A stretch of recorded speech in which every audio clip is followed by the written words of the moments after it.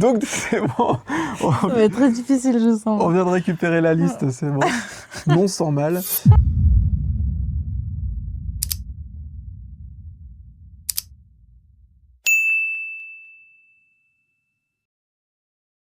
Alors, pour les nommer, pour la version enfant, donc on a Archéo, Archéo. l'île des Mookies et la valse des fantômes. Alors la valse des fantômes, en fait, on y avait joué à Cannes. Oui, je m'en souviens. Ah, tu t'en souviens? C'était une grosse boîte, c'était avec des aimants. En fait, t'as les fantômes qui bougeaient et ça doit taper sur tes aventuriers.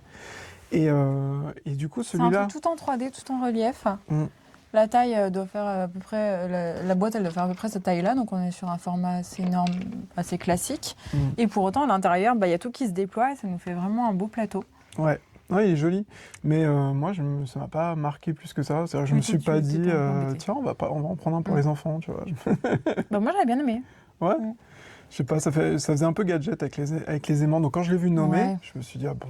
Moi aussi. Ah, j'ai fait comme ça, je fais, ah bon. Ah bon? Oh là là. Mais je pense que je suis pas le seul. Je pense Non. que beaucoup se sont posé la question. Par contre, l'île des Mookies, on l'a acheté pour les enfants. Et Archéo aussi. Donc du coup, Ouais. c'est dans nos deux coups de cœur, parce que c'est ceux qu'on a choisis pour chez nous. Exactement. L'île des Mookies, je sais que notre grand, là, qui a 8 ans, il l'adore. C'est vraiment un jeu qui va systématiquement emmener partout. On va avoir des très très jolies illustrations. Je te laisserai mettre les petites images. Et donc, et donc le but... Le but, c'est de faire une collection en fonction de créatures en fonction du symbole qu'elles ont. Donc, tu as des éléments de soleil, lune, nature, Ouais. voilà. Plantes, un peu comme dans Pokémon, il y a des c'est ça. petites plantes, eau, feu. Et ils doivent... Alors, il y a des éléments qui rapportent plus d'étoiles que d'autres. Donc, leur but, c'est d'essayer d'amasser ces éléments-là. Et le principe, c'est quand tu prends une carte, tu choisis, est-ce que tu prends la carte telle que tu l'as prise, c'est-à-dire face visible, ou est-ce que tu la retournes définitivement pour prendre ce qu'il y a de l'autre côté. Mais tu peux tomber sur une vilaine araignée, la vilaine araignée à la fin de la partie. Qui est très chou. Qui est très chou, ça donne des points négatifs. Moi, j'ai des clients qui m'en ont pris, qui l'ont fait. Alors, par exemple, des clients qui sont dans l'enseignement et puis qui en avaient besoin pour leur structure. Et le retour que j'ai eu, c'est les enfants, ils ont dû en faire une 40aine de parties. On est presque obligé de les limiter. Ça s'enchaîne vite. Oui, ça va assez vite comme jeu. Ouais. Et les cartes sont belles. C'est des cartes foil, tu sais, qui brillent. C'est trop joli. Comme dans les Pokémon, en fait, tu vas avoir les légendaires qui se caractérisent différemment. Donc celui-ci est très très chouette. Et ensuite, on va avoir Archéo, mon petit chouchou. Moi, c'est celui-là que je préfère. Archéo, c'est un jeu d'archéologie, en fait, coopératif, où on va devoir réussir à reconstituer des squelettes de dinosaures. Donc, on va devoir soulever, en fait, donc tout le plateau, la boîte, en fait, est constituée pour avoir un plateau qui est déjà à l'intérieur en 3D. Et donc, on va devoir soulever des petites dalles de terre avec une petite pelle. Avec une petite pelle à ventouse. Et donc, dessous, avoir soit une partie d'os de squelette, soit un gros caillou qui casse notre pelle. Voilà, on peut avoir des malus comme ça. Ce qui est très chouette, c'est que on voit bien la partie coopérative. Il y a des cartes qui vont nous permettre de révéler à l'autre joueur ce qu'il y a dessous. Comme ça, il sait déjà s'il a envie de le prendre ou pas. Et en fait, la partie se termine assez rapidement. Et c'est pas si simple du tout de gagner. Et moi, je sais que nos garçons là, qui ont 8 et 4 ans, tous les deux, ils étaient ultra investis dans le jeu. Et donc, ça marche très, très bien malgré leur écart d'âge. Et ils ont dû faire bien 3 parties avant de réussir à gagner. Après, tu dois trouver des petits œufs de dinosaures. Enfin, vraiment, et le matos, c'est génial. Ouais, c'est beau. En plus, pour le prix, moi, j'étais étonnée du prix. Il y a les œufs de dinosaures. Il y a un thermoformage au fond, parce que quand tu arrives au bout, tu as des trous où tu peux récupérer des œufs. Voilà. Non, ils ont fait vraiment... Nous, on l'avait vu aussi en présentation, alors pas à Vichy. Et, il n'était pas encore sorti, j'avais déjà eu un coup de cœur dessus, je l'attendais avec impatience. Franchement, Ouais, et ça fait partie des cadeaux de Noël. Donc celui-là, c'est un jeu que j'aime beaucoup. Alors, ton préféré? Parce qu'il faut choisir. Archéo, et moi, c'est l'île des Mookies. Non, parce que... Alors, Archéo, moi, j'aime bien, mais je le trouve un peu long. Il y a quand même de la mise en place. Oui. Et puis la ventouse, elle marche pas toujours. Non, mais parce que je maîtrise mal la science de la ventouse aussi. Il faut mettre son pouce sur le trou. Pour bloquer l'air. Mais j'ai des gros doigts alors du coup. Arrête. Ensuite, on va avoir la catégorie initié. Initié, ouais. Initié, où on va retrouver 3 jeux. On va avoir First Rat. Take Time et Zenith. Alors pour l'instant, j'ai pas mis First Rat dans la sélection.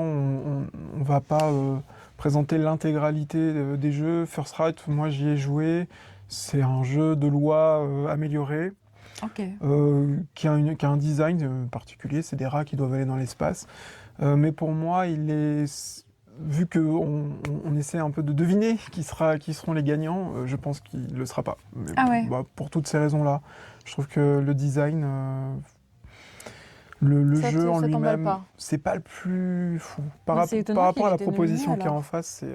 non, parce qu'il en faut 3. Mais je pense qu'il fait pas le poids face à Take Time et surtout Zenith. Voilà. Ouais, t'as beaucoup aimé. Alors, parle-nous de Take Time d'abord. Alors, le Take Time, c'est un jeu coopératif. C'est un jeu où alors qui est très beau. Il y a des moultes dorures. Celui-là, c'est un jeu vraiment, tu le poses sur la table de démonstration, tu as tout le monde qui est là, oh, mais qu'est-ce que c'est que ce jeu ? C'est vrai. Où vous allez devoir reconstituer une horloge, mais vous avez en gros des cartes, il y a des systèmes de jeu, enfin, je ne vais pas rentrer dans les détails parce qu'il y a plein de choses, et en plus, il y a des modules à ajouter en fonction d'eux, mais il faut remettre les aiguilles à leur place en étant en coopération et en ayant chacun des éléments différents. Voilà. Donc les retours, c'est que c'est super bien parce que c'est très progressif. En fait, les premiers niveaux sont simples. Ça te permet de comprendre la mécanique, de voir comment ça se joue à plusieurs jusqu'au niveau 2, 3. Puis après, quand ça continue, ça commence à devenir un espèce de puzzle game intéressant. Donc ça te permet de jauger. Donc il y a une très bonne rejouabilité. Et puis voilà, c'est un des best-sellers de Noël. Oui, il a bien fonctionné. Ça fait des mois que je le vois pour le coup.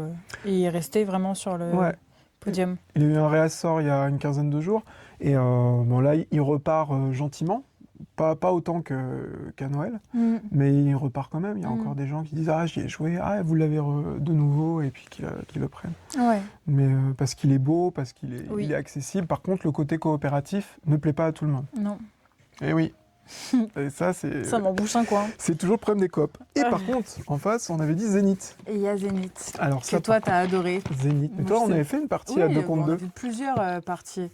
C'est un jeu qui se joue en duo. Donc, soit en duo l'un contre l'autre, soit 2 contre 2. Et on a essayé tous les formats d'ailleurs. On a fait plusieurs. C'est un jeu qui est très très joli sur les planètes et en fait sur le thème des planètes et en fait c'est un jeu de tir à la corde. Je ferai des inserts, hein, t'en fais pas parce que là je pense qu'ils voient pas de là. Je pense qu'on voit rien du tout. C'est un jeu de tir à la corde où le but va être en fait d'avoir un maximum de planètes de son côté. Donc lorsqu'on est à 1 contre 1, en fait ça marche très bien et ce qui est sympa, c'est qu'on va pouvoir faire plein de coups à l'autre et que l'autre n'a pas forcément le temps de se retourner, parce qu'il y a beaucoup de choses à faire. En 2 contre 2, la particularité, c'est que, si je me souviens bien, on n'a pas le droit de se parler. On n'a pas le droit de dévoiler sa stratégie à l'autre. Dire fais ça ou... Et en plus, chacun joue de son côté du plateau. C'est-à-dire qu'il n'y a que la planète centrale où on joue en commun. Et après, tu as les 2 autres planètes, chacun la joue de son côté. Ça. Et en plus, oui, tu n'as pas le droit de dire « Ah, j'ai ça, donc fais ça ». Par contre, tu as une phase où tu peux te donner tes cartes. Ouais. Mais rien que pour ça, déjà, le fait qu'il n'y ait pas d'effet leader, c'est cool. Il faut anticiper, il faut être aussi bon joueur, parce que c'est pas simple. Ouais, puis même le scoring est malin, je trouve bien. C'est soit tu as 3 planètes identiques, soit 4 différentes, soit 5 au total. Donc, ce qui fait que tu as plusieurs stratégies, façons d'aborder le jeu. Tout à fait. Tu peux vraiment rusher sur une planète en disant je fais que ça. C'est à tes risques et périls parce que l'autre joueur va pouvoir avoir le champ libre sur les autres. Mais en même temps, ça se joue bien comme ça. Après, par effet d'opportunisme, à un moment, tu dis « mais il me manque plus que cette couleur-là et j'ai gagné, en fait. Donc, ce qui fait que chaque partie est différente en fonction des pistes que tu prends. En plus, les pistes que tu as, tu peux les interchanger parce qu'il y a des modules où on peut aussi... Il y a d'autres pistes. Tout à fait. Vraiment, pour moi, c'est lui mon coup de cœur. À 100%, parce que j'adore ce jeu, je le trouve trop bien. Il y a le seul bémol qu'il a, c'est l'iconographie. Je n'arrive pas à comprendre l'iconographie, c'est peut-être que moi. Ah ouais? Ah non, à chaque fois, mais ils ont une espèce de gros set de jeu avec toutes les icônes dessus. Il y en a beaucoup. Et je trouve que là où dans certains jeux, les icônes, tu vois ce que ça veut dire, là c'est un peu bizarre, tu as des cartes déchirées, alors que c'est pas un jeu où tu déchires des cartes, mais ça veut pas dire défausser non plus, ça veut dire un autre truc, donc à chaque fois tu dis, ah oui, c'est les cartes que je prends là. Si, mais je pense qu'il faut enchaîner beaucoup de parties. Là, si tu me redemandes de jouer, je me souviens des règles, je pourrais y jouer, mais par contre, il faut que je me remette avec les icônes. Donc moi je dirais Zénith. Voilà, j'aimerais que ce soit Zénith. Moi, j'aimerais bien que ce soit Zénith aussi, mais je pense que Tectam va gagner. Ouais. Voilà mon pronostic. C'est un pronostic pas très engagé, ça. Bon. Dans la catégorie expert, on va retrouver Arc, Guerre AD et Déclin dans les confins. Toi, tu viens de le découvrir, le jeu, ça. Oui, complètement. Arc. Arcs. Ça se dit Arcs, je veux pas trop en parler, j'ai fait qu'une partie et ça m'a pas... Ah ouais. C'est pour ça que je l'ai pas mis non plus là, parce que j'ai pas eu d'effet incroyable. Civolution, alors ça j'y ai joué, j'adore l'auteur Stefan Feld. J'adore ce qu'il fait. Big up à Stefan Feld, je trouve ça trop bien. Civolution, c'est un vrai coup de cœur, c'est un jeu, en fait tu dois créer dans Civolution ta civilisation. Ça t'aidera ça à chaque fois. Ouais, en plus, tu programmes ton truc, voilà, c'est vraiment bien. Tu as plein d'aspects, tu as un aspect où ils doivent explorer, tu as l'aspect de la technologie avec les cartes. Je sais pas si tu te rappelles, mais je l'avais posé sur la table, ouais, on dirait le tableau périodique des éléments que tu mets sur la table. Et en fait, c'est plein d'actions que tu peux faire et améliorer. Alors, c'est génial. Quand vous êtes un joueur expert, c'est trop bien, cette idée de « Ah, je peux faire toutes ces actions ». Oui, tu peux faire toutes ces actions. Mais ce qui gêne les gens, et je pense sans justification, c'est qu'il y a du dé. Et qu'ils disent « Oh non, je suis contre le dé parce que c'est du hasard ». Oui, mais non, pas dans ce jeu-là. Ce jeu-là, en fait, au contraire, t'oblige à faire un peu de tout. Tu peux pas faire que de l'exploration, tu peux pas faire que de la conquête d'espace, parce qu'on peut aussi se chasser les uns les autres, récupérer des territoires. On peut pas faire simplement de l'exploitation de ressources. Que tu dois développer, tu dois faire un peu de tout. Comme toutes les civilisations, tu dois un peu explorer, oui. Oui, tu dois un peu collecter des ressources. Oui, tu dois un peu faire de la technologie. Oui, et du coup, avoir une masse de dés, parce que tu en as beaucoup, qui au début te donne en fait des points d'action que tu peux lier à une action spécifique, c'est super intéressant. Parce que là, tu vois à peu près où est-ce que tu dois aller. Mais en même temps, vu que tu as au moins 3-4 choses à faire différentes dans ton tour, en fait, comme la façon dont tombent les dés, c'est pas très grave. C'est pas très grave, parce que tu dis, ah là, dans ce tour-là, j'ai plus de trucs de ressources. Bon, et bah tant pis, ce tour-là, je ferai des ressources, puisque je dois en faire de toute façon. Ouais, ça t'oblige à être opportuniste et à aller chercher, pas faire que de la très programmation. légèrement, parce qu'à la limite, si vraiment il y a une action que tu devais faire impérativement, le jeu en plus te propose de le faire quand même en sacrifiant 2 dés pour que ça devienne l'action de ton choix.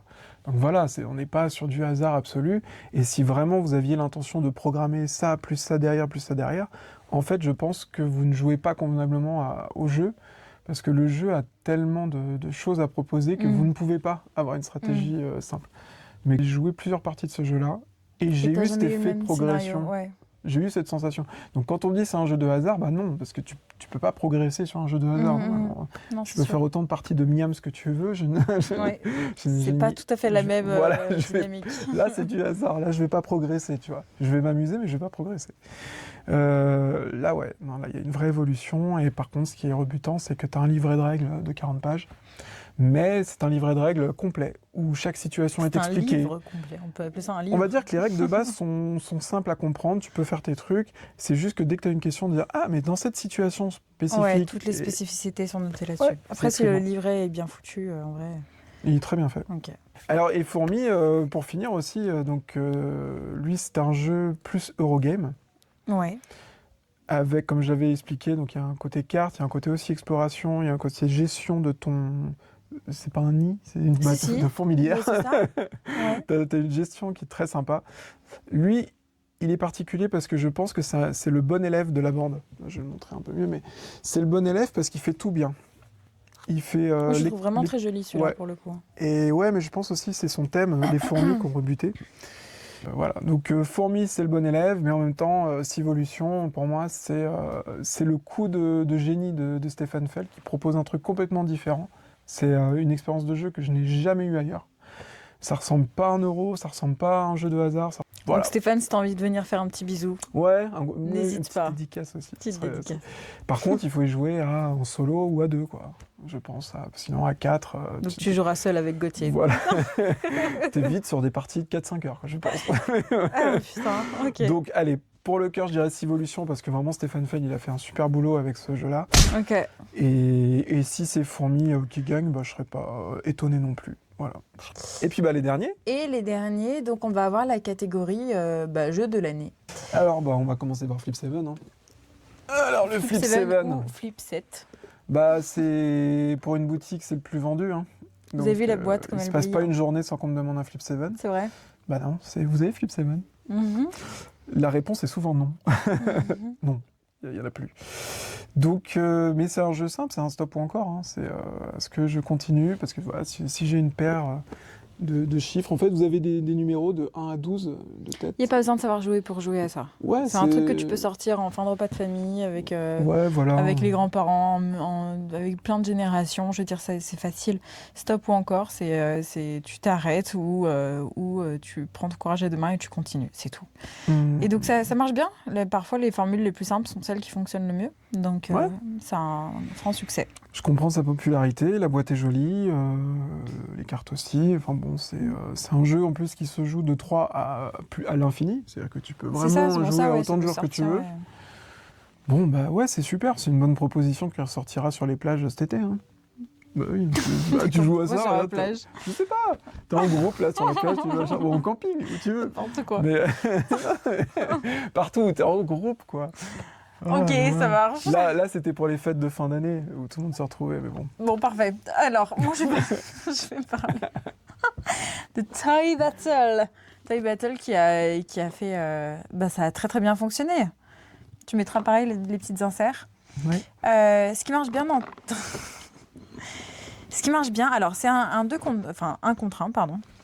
Donc ça se joue à 2. Et... je vais tout poser. Et en fait, voilà, regarde. Je vais rester comme ça. Attends. On ne voit pas. C'est un contre 1. Et en fait, la boîte, je sors quand même parce que le matos, c'est sympa. T'as des petits chevalets là, comme au Scrabble. Partout, hein.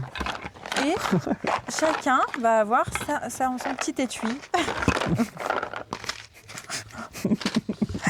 Et ce qui est chouette, en fait, tu peux pas te concentrer plus de 20 minutes, en fait, c'est ça. C'est pour ça qu'on fait des vidéos de 11 minutes, en fait, chaque semaine. Et d'ailleurs, c'est un jeu qui se joue en 15 minutes, donc il tourne très facilement, à partir de 8 ans. Et c'est pas faux. Parce que... c'est pas faux. Et c'est pas faux, parce qu'il n'est pas non plus ultra simple. En fait, on va avoir plein de petits plateaux. Donc, chaque plateau qu'on va avoir ici sera recto verso. Donc, on a 8 plateaux au total. Et avec plein de thématiques différentes. Donc là, c'est un château de sable. Là, ça va être l'arc-en-ciel, girly, machin. Là, c'est les volcans. Et en fait, le but du jeu, ça va être de réussir. Donc, chacun est d'un côté. Ça va être de réussir à aller dans le camp de l'autre. Voilà. Et chaque jeton, chaque jouet que vous avez a un pouvoir différent en plus de ça. Donc il y en a un qui a le pouvoir tu peux rejouer une tuile, l'autre il te fait piocher des tuiles parce que en fait dans les actions c'est soit je joue un personnage soit j'en pioche. Voilà. Donc c'est des tuiles comme ça. Voilà, il y en a qui détruisent des personnages, il y en a qui comme ça. Ouais, voilà, t'as des petits personnages. C'est super malin. C'est super malin. On a l'autre qui est Rebirth. Alors Rebirth, je vous le dis d'emblée, je suis à ma 10e partie de Rebirth, ce qui n'a pas l'air énorme. Hein. Mais en fait, j'ai beaucoup aussi expliqué le jeu pour des gens dans notre espace jeu le soir. Donc j'ai assisté à beaucoup de parties. Et surtout, en fait, j'ai fait 10 parties, mais j'ai apprécié toutes les parties. Je trouve ça trop bien, Rebirth. Pour moi, c'est mon préféré. Pour moi, c'est celui qui doit gagner. Parce que le principe, il est tout bête. Vous prenez une tuile et vous la posez. C'est quoi? C'est initié? C'est initié, ouais. Je pense, c'est du initié. Allez, c'est écrit 10 ans et plus, je pense qu'un... C'est quand même un petit niveau, quoi. Un enfant de 8-9 ans qui a l'habitude de jouer, il comprend assez vite. Il y a aucun problème là-dessus, quoi.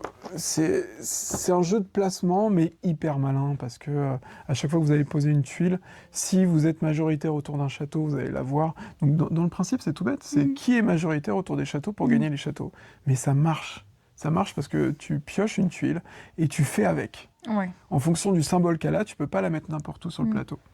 Et c'est tout. Et tu composes avec ce que font les autres, comment tu les empêcher de marquer des points, mais il faut que tu marques des points pour toi aussi. En plus, c'est super satisfaisant parce qu'il y a un côté chaînage. C'est super. C'est simple. C'est un paradis à expliquer ce jeu. Paradis, ah ouais, mais non. Wow. Bah, les gens, tu leur dis, vous voulez faire un plateau? Hop, tu t'installes le plateau, tu poses tout, tu dis, bah voilà, faut faire ça, ça, ça, et hop, c'est bon. Ah ouais, il n'y a pas plus. Et après, ils jouent pendant 1 heure, 1 heure et demie, et t'es cool, tranquille. Donc tu peux aller sur une autre table et expliquer d'autres jeux ou poursuivre ta partie. Donc, ça joue jusqu'à combien? Moi, je conseille à 4. C'est de 2 à 4, mais forcément, de 2 à 4, okay. Vu que c'est un jeu de placement, et puis le but, c'est d'être le plus serré possible, c'est drôle à 4, à 3 joueurs. À 2, je le recommande pas. Ok. Voilà, quand j'ai des gens qui viennent... Alors, il y a un mode à 2 joueurs, mais bon, c'est pas l'essence du truc. Moins fun. Ouais, moins fun. Donc ça, c'est ton préféré? Ouais, c'est incontestablement mon préféré, sachant que Toy Battle... Moi, je vote pour Toy Battle. Ouais, il est brillant, il mériterait aussi. Mais je dirais que c'est Rebirth qui va gagner. Ah ouais. Toi, Toy Battle? Ouais, Toy Battle. Donc c'est une belle sélection de cette année. Par contre, le choix final va pas satisfaire tout le monde. Ouais. Il y en a qui vont râler. Ouais.